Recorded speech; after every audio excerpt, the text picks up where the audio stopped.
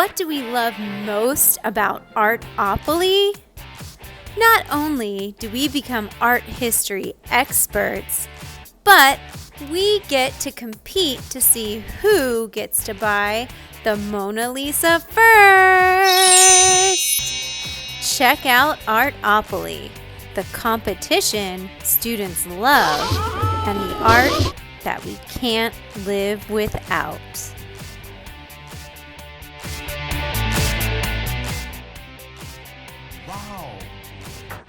Hi everyone, I am so excited about this video because it combines two things that I love, games and art.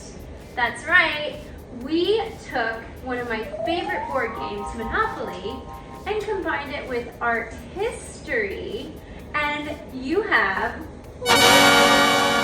Artopoly. So if you're an art teacher, an art student, or just anyone who just loves art, this game is so awesome and it's the perfect board game for you. I've been looking for really fun art games that my students could play in the classroom, and I always love playing board games with my family as well. Well, this is just for you artists. I couldn't find any games that combine all of those things, so I'm so excited that I finally put it together and designed my own. The Artopoly board is made just using an old board game that I had that we didn't really play anymore. It's actually called Chutes and Ladders.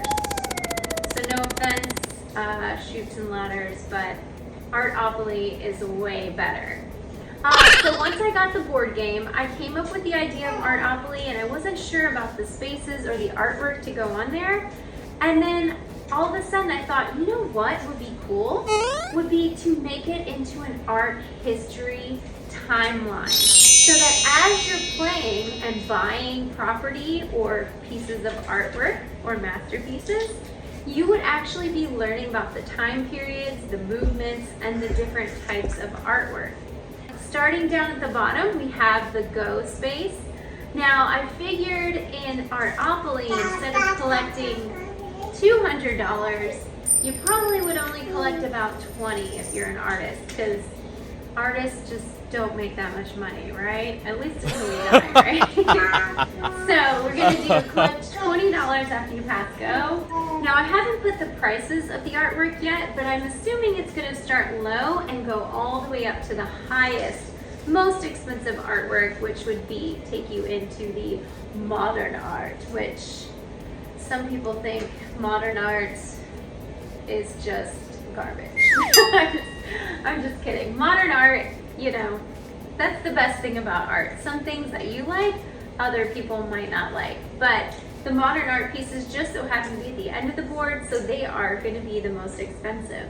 So the first space you land on, if you roll a 1, is the Cave of Lascaux. This artwork is from 17,000 BC, the first artwork known to man.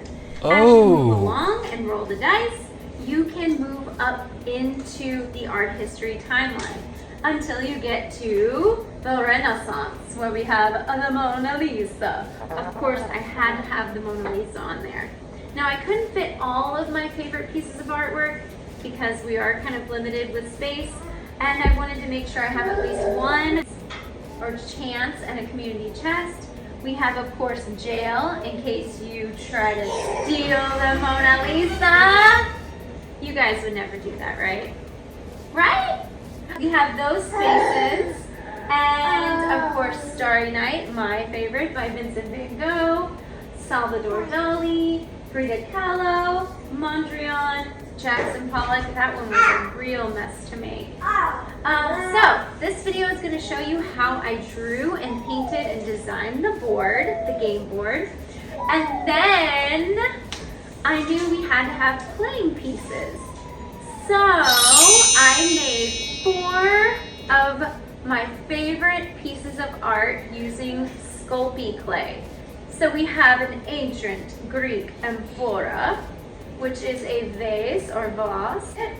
We have the pop art Warhol soup can that you can choose from. And then of course the Salvador Dali melty clock. So these were really fun to make out of Sculpey. And then of course, don't forget Vincent van Gogh's ear. It's a little bloody still, be careful. Oh, those are our play pieces. And like I said, I still need to make up the cards for each piece of artwork that you can purchase as you go along. And I do need to make some cards for the Chants and community chest.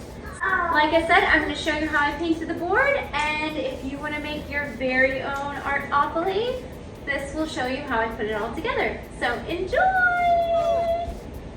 And good luck playing Artopoly!